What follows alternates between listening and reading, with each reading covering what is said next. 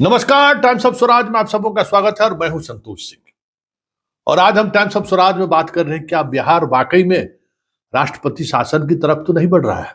जी हां, कुछ राजनीतिक चहलकदमी कहें या जो खामोशी है उसके आधार पर तो संकेत कुछ ऐसा ही जा रहा है कि बिहार राष्ट्रपति शासन की तरफ तो नहीं बढ़ रहा है। बड़ा सवाल है, क्योंकि राजभवन बहुत कुछ सहयोग करने की स्थिति में नहीं देख रहा है। विजय चौधरी लगातार राज्यपाल से मिल रहे हैं, लेकिन विधानसभा अध्यक्ष को लेकर कुछ भी ऐसे निर्णय लेने को राज्यपाल तैयार नहीं दिख रहे हैं जिन निर्णय के आलोक में फिलहाल विधानसभा अध्यक्ष को हटाया जा सके या विधानसभा अध्यक्ष पर कोई अविश्वास प्रस्ताव लाने से पहले कोई अलग व्यवस्था की जा सके।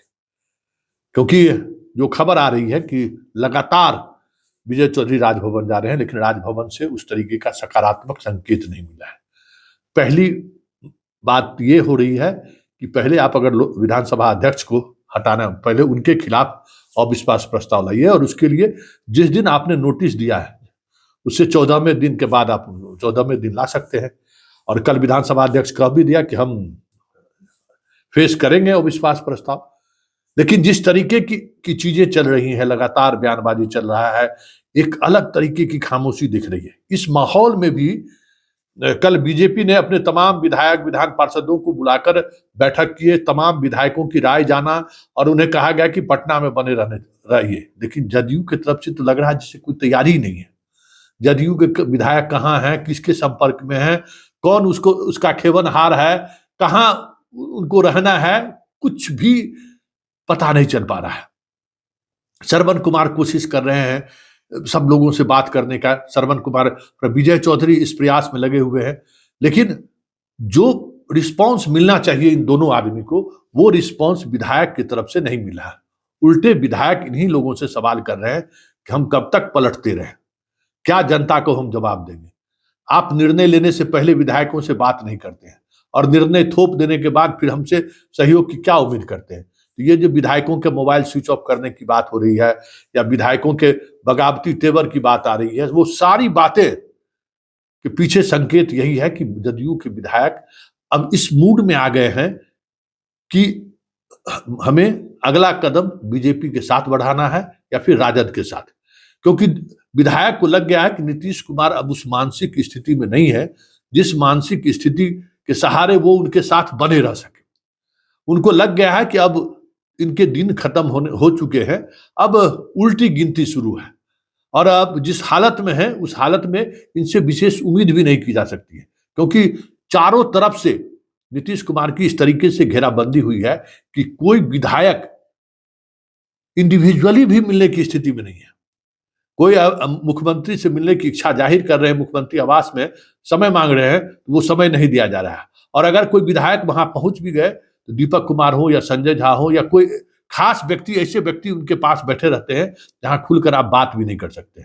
आप चीजें कल दिल्ली में भी देखे, प्रधानमंत्री और गृह मंत्री से कितनी देर की मुलाकात हुई, बस औपचारिक मुलाकात हुई। मुलाकात के बाद बाहर निकले थे, क्या बॉडी लैंग्वेज था आपने देखा।